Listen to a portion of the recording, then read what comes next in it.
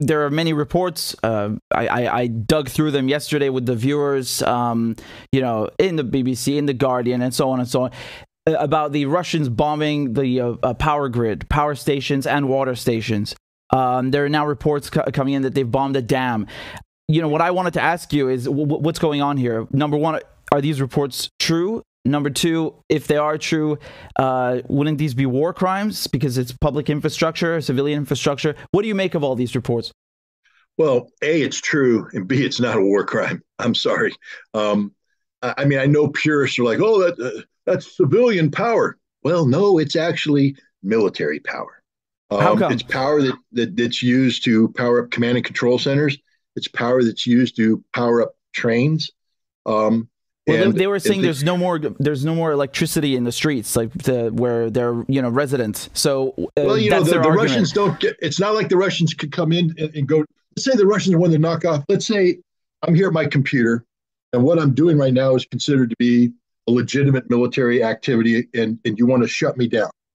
You can send somebody in to go down to my basement and start punching off switches on my my master control board. Or you can just send a missile in and knock the whole damn thing out.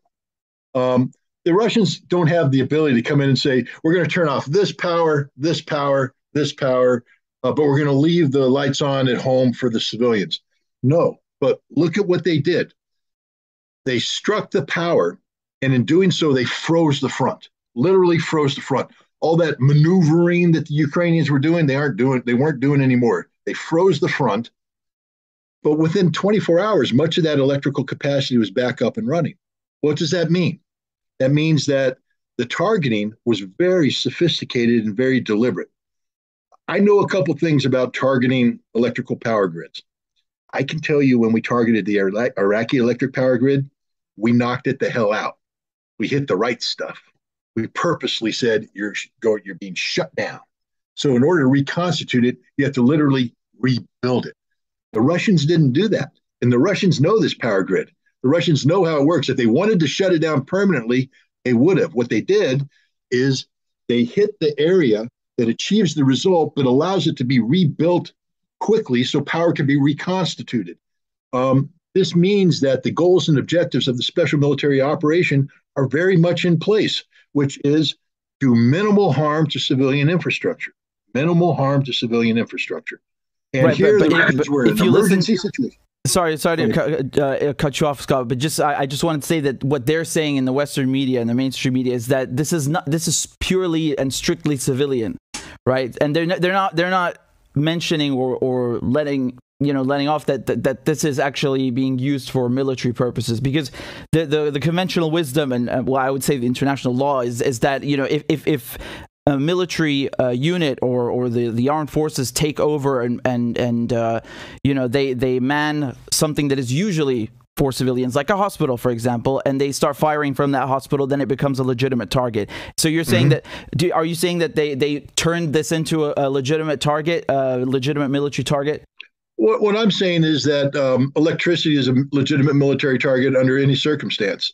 If a Ukrainian general hits a light switch and a light bulb comes on and allows him to read a report, that's a military target.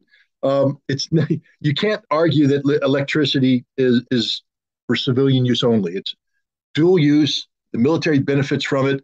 The Russians should have shut it down on day one, like we did in Iraq. It's not a war crime, but the Russians said we're not going to harm civilian infrastructure. The Russians have been playing above board from day one. I know the West will never give them credit, but the fact is, you know, the Russians have been coming in with a very soft approach. Even this approach, which was an emergency situation. Understand that a lot of people are saying this was punitive in nature. No, it wasn't. It was an emergency situation where the Russians had to carry out strategic strikes against the electrical infrastructure of the areas that impact the front immediately. You know, if this was shutting down the entire power grid, how come Kiev still had power? How come Lvov still had power? How come the cities in the West still had power? The only cities that lost power were the cities involved in the immediate activity related to the front. So that's that. Now, so in Kharkiv, the other thing they did, go ahead. Yeah, I was just, again, reminding the viewers that this is mostly in Kharkiv where the electricity was out. And what about the water in the dams? Does that count as well? Here we come to that, because So the Russians take out the electrical grid and they slow the Ukrainians down. And this again buys Russia time now to get their defenses in order. And that was the purpose of it. All they need to do is by 24 to 48 hours so that the guys that were on the run out of Kharkiv, who are now on the Oxel River, can actually dig in, get their overhead cover in place, because Ukrainians have a lot of artillery, and get their ammunition put in properly, get it dispersed properly, camouflaged properly, get the defense set up. You need time. You need some breathing space because these guys are getting the crap beat out of them by the Ukrainians who are just pushing them and pursuing them. So you buy time by shutting the grid off, freezing the Ukrainians in place. But look again, if the Russians wanted to shut down power forever, they would have. Power's back up. The people got their water. The people got their electricity. The people aren't suffering at all. So, and think about the number of civilian casualties. I think you can count them on one hand. It's always tragic when a civilian dies, but believe me, if this was a punitive attack against Ukrainian civilian infrastructure, the Russians could have done it in a way that killed a lot more people. This was very responsible, specific, military-oriented targeting undertaken by the Russians. Now, the dam. Here you have a situation where the Ukrainians are building up a big force that's preparing to strike against the Russian defenses in the vicinity of Zaporizhia, I believe, in that area. Kiroy Rog is the city. You have a river coming through. Over time, the Ukrainians, together with their NATO allies, I think the British had a big role. They put in a whole bunch of bridges over this river, and they're pontoon bridges. And Ukrainians can freely supply these forces, move their forces back and forth. And this is a problem for the Russians because, again, they're in a very fluid situation. They're trying to settle their defense, but they've shifted their reserves.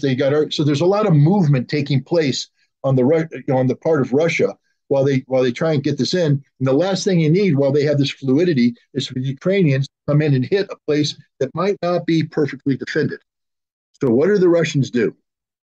They take out this dam.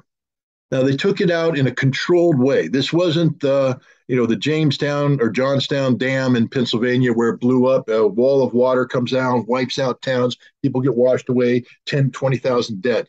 This was, boom, a breach, water coming through and gradually flooding the city of Kiroy Rog. And they flooded it, and that was a major logistical place, command and control, and it's flooded. Not too much command and control taking place in a flooded city. But the other thing it did is it raised the level and the speed of the water in the river, and all those bridges were washed away. They are no more. They're gone. До свидания. Have a good day.